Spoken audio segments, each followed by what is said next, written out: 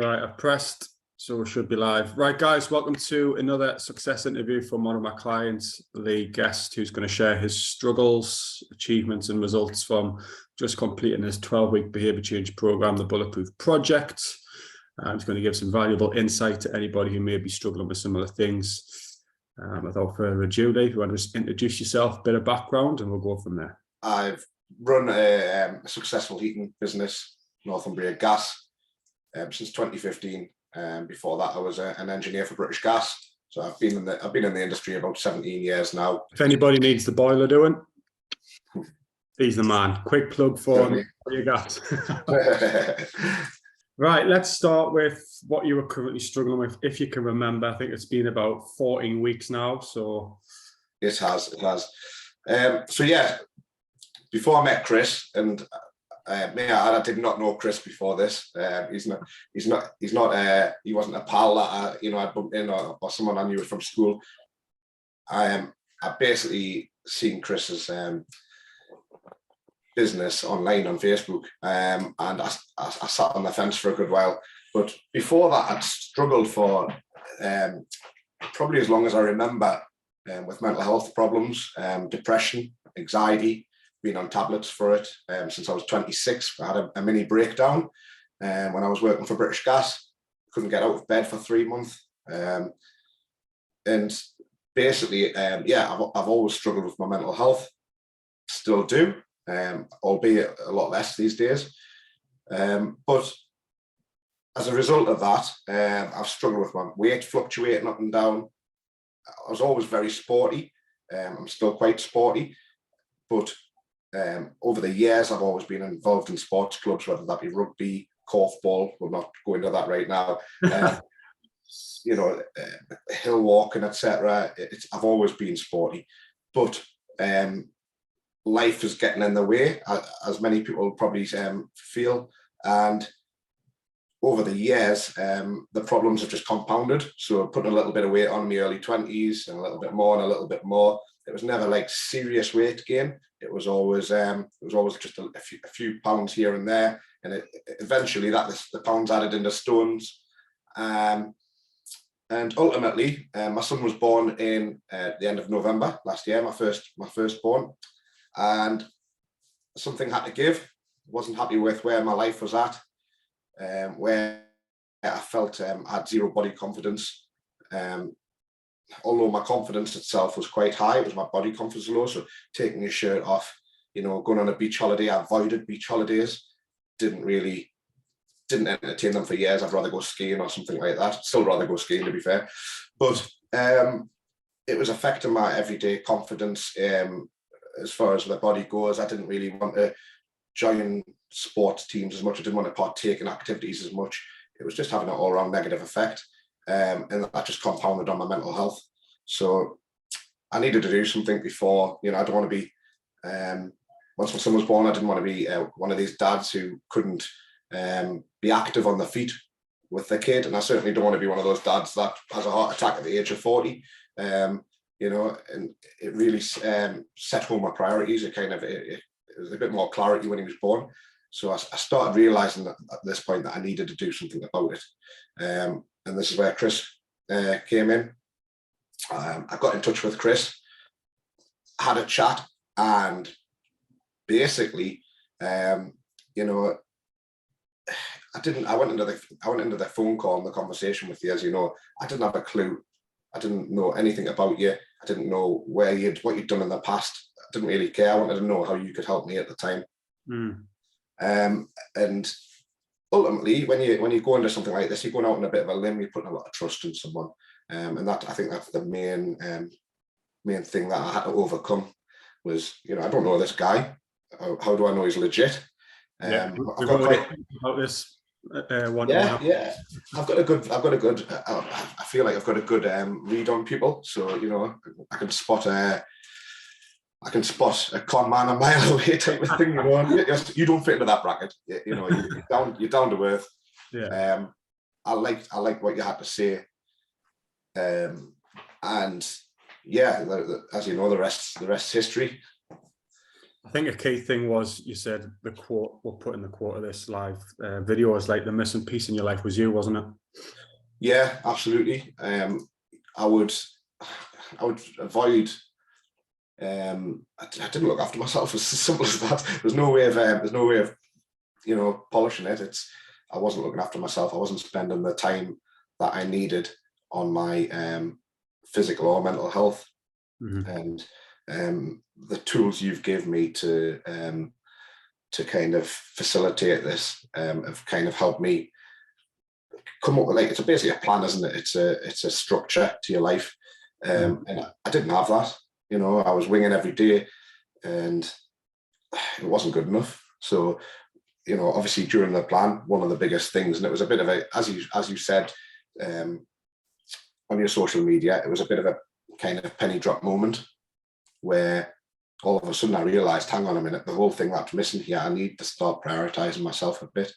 And no one else can do it for you.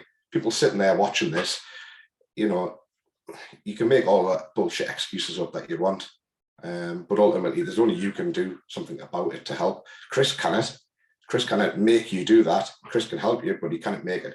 Everyone sitting there, you've got to deep down want to help yourself in the first place. And that's probably the bit that most people will struggle with. You've got to be ready for it. Yeah, you can't force someone to change, can you? No, you can't. And it took me years to realize this. I've got to want to do it. It's a whole mindset. That's the biggest probably key word that you change. You're not there standing over someone on a jog or a run. You're not PTing them. You're there to change their mindset and to reset that mindset. And that's effectively what you've done with me. Some of the things you were teaching us, I knew how to do them, but I didn't put them into a structure. I didn't reset that mindset, and that's where you've come in. We've talked about Kaizen, haven't we, Chris? And it's a Japanese term for small incremental improvements over a long period of time. And the idea is, if you make a 1% improvement every day, by the time you've done 100 days, you've made a huge impact. Rather than going on a faddy diet, we've all been there and done that. You go on a fatty diet, it's got an end point.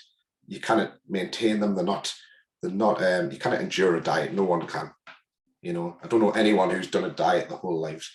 And this is the type of crap that I was doing. That's one of the key things for your journey, and it's the belief shift from previous attempts of fatty diets to like what I've taught you now. You're like, fucking, there's no going back now, is he? Like, no, and now, I mean, it's a 12-week program. Ultimately, it starts with a number of little psychological assessments, etc., which are great fun. They were my favorite part, to be fair, because that helped me understand my mindset. It helped me understand where my strengths and weaknesses were, and ultimately, we've done a different one each week. And to start with, that helped me understand where we were going to go, the direction, and why I needed to go there. So one of them, for example, as we had a good laugh about, was the 3 most important things in my life. And there was a bit of a shocker in there. So my business and my family were in there. They were obviously very high up, but technology, I mean, who knew? I know I like technology, but I did not expect it to be in the top 3 most important things in my life. But it probably is when you look around. But ultimately, we started with very small changes, very, very manageable, and we stack them changes on top of each other. But them changes, it could be as small as hydration because I'm not drinking enough. Changing my relationship with food, the behaviors I had with that. It certainly didn't feel like a diet. It certainly, you weren't standing over me and shouting at me to go faster and harder on a run. It wasn't like that. You were giving me the tools to put a bit of structure in my life, and that some of them were so small that they were barely a change, but they were probably, when you stack them on top of each other, they make a huge difference. Yeah. I'm 2 weeks outside of the program now, and yeah, them little changes are just habit now. I don't even think about them. Or if I do think about them, it's not in a bad way. It's not like I don't see them as a negative or a drawback in my life. Yeah, it's become habitual, hasn't it? Just your routines and stuff. It has. And anyone here, I mean, I'm a foodie, absolute foodie. And that was the problem, you know. Ultimately, everyone knows you eat too many calories, you get fatter. For all I was fairly active, I was eating too much and I was getting fat. My weight went up to 1710, which is the heaviest I'd ever been. I think I would say my natural weight, I'm quite stocky, so my natural weight's probably around about the 15, just a bit under, sort of high 14s. And that's something else we touched on was, you know, setting a target on your weight. It's not really hugely beneficial in some respects. So me turning around and saying, I want to be 14 stone 10. Part of the program, I joined the gym 3 days a week, something I'd never done in my life. And now I make time for that. It comes out of my business time. Everyone sitting here who has a business knows business day doesn't end at 4:30 in the afternoon when your business closes. You know, you could be sitting there at 9 o'clock. Yeah. And you know, so going to the gym for an hour and looking after yourself for an hour, it's you know, going to the gym for an hour.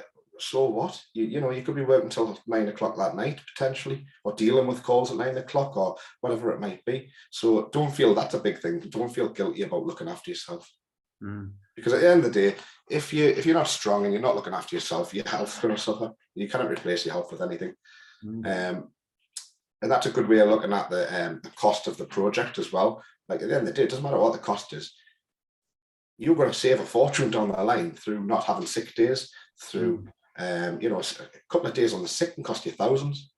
Running your own business, you know, you've got to look at the end picture. You know, if you're going to be a lot healthier, a lot stronger, eating better family time, the whole spectrum, you know, that's a small price to pay for the long-term benefits.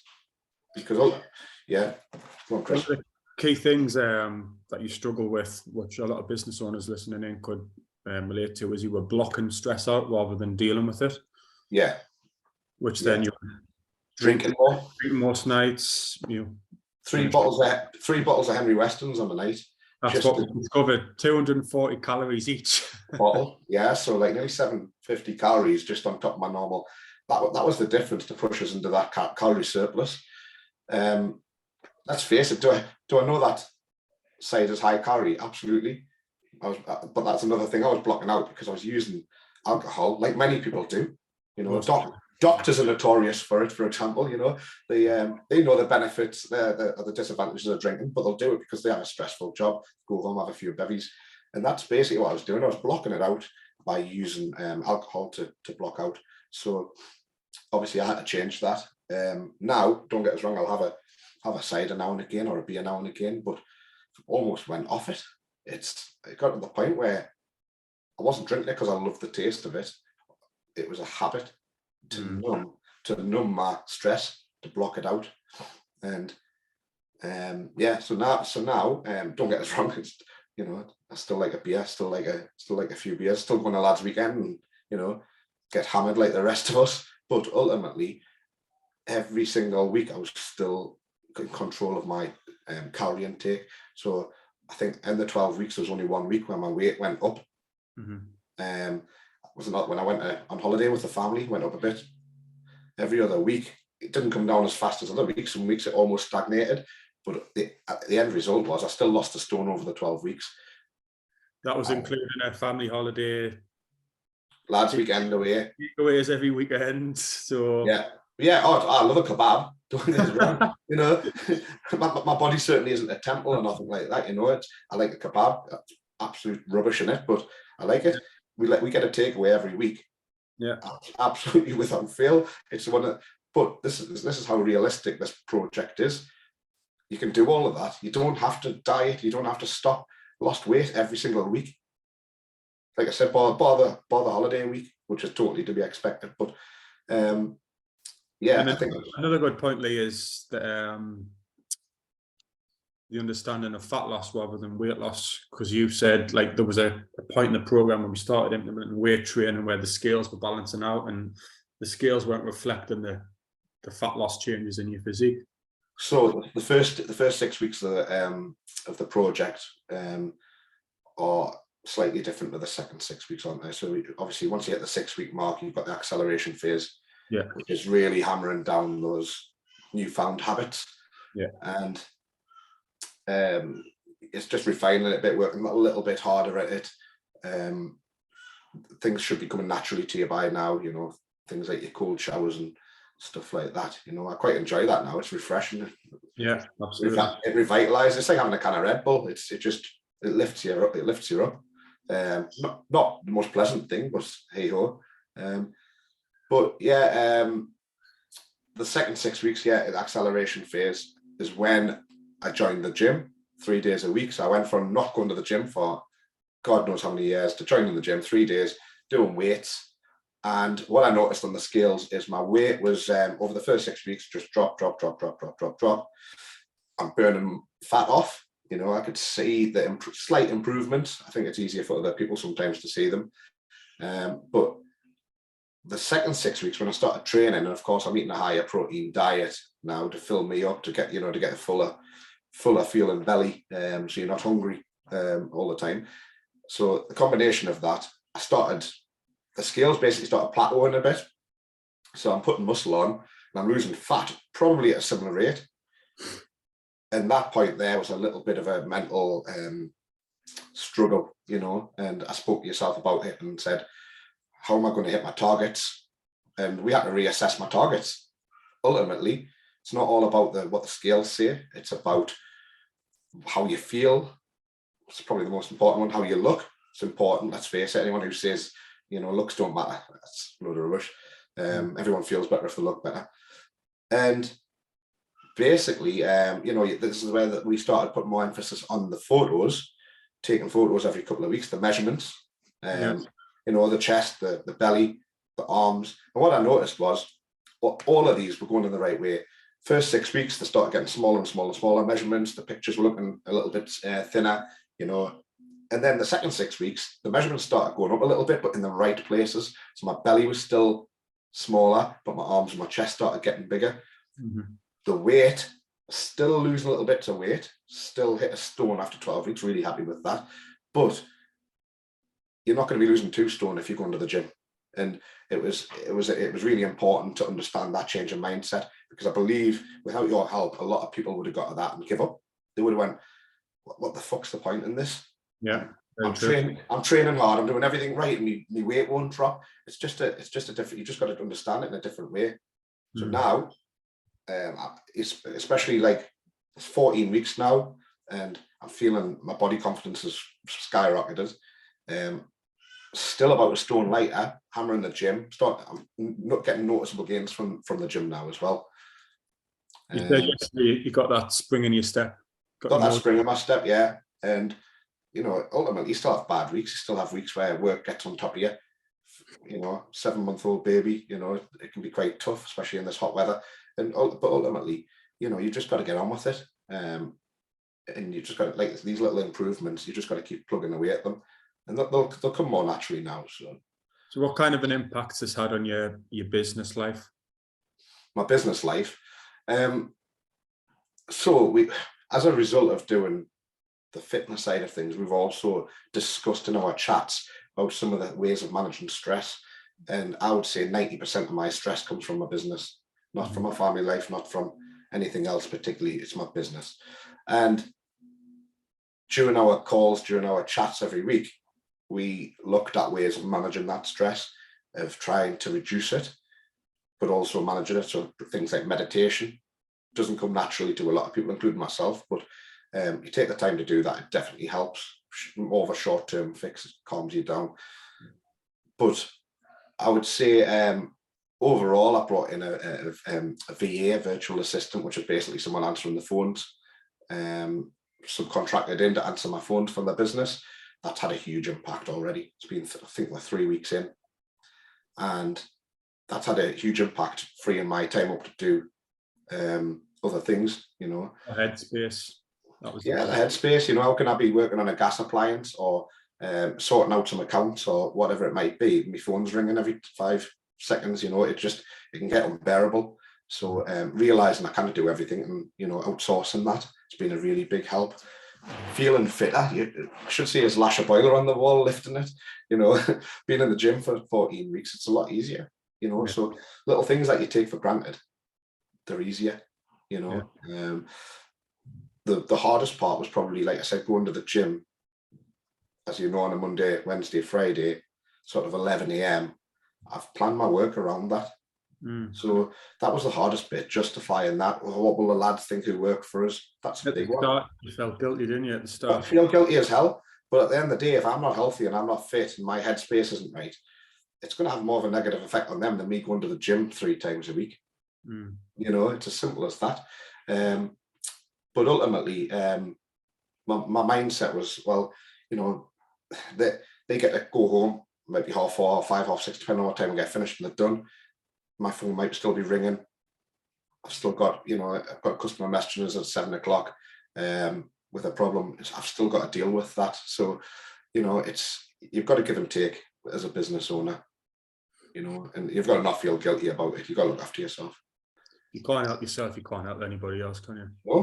No, it's quite simple.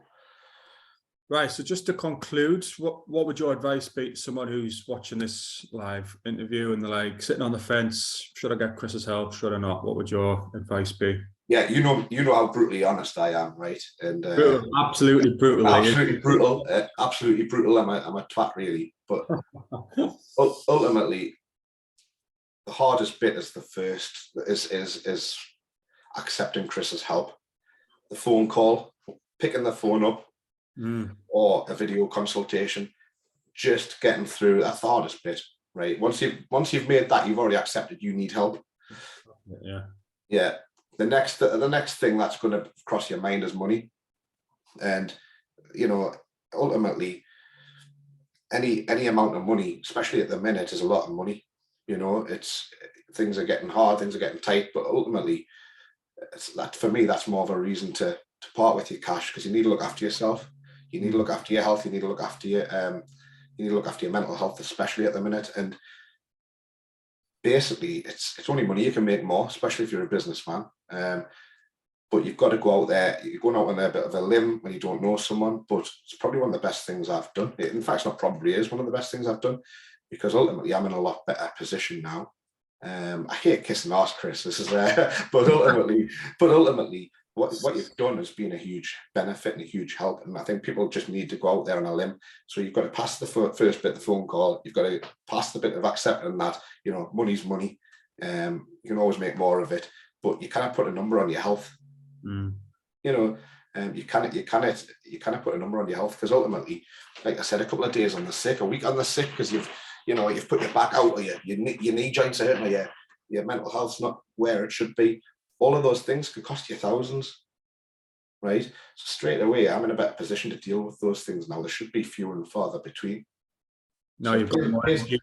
Pays for itself, more energy, yeah. It just pays for itself. But you'll not be disappointed. You'll not be disappointed. All right, appreciate you kissing me arse there. That felt good. That felt good. Right, guys, this has been Lee Guest's success interview in the Bulletproof Project. If you need any help, drop me a message. Thanks for tuning in. Cheers, Lee. Appreciate your time. Cheers, Chris.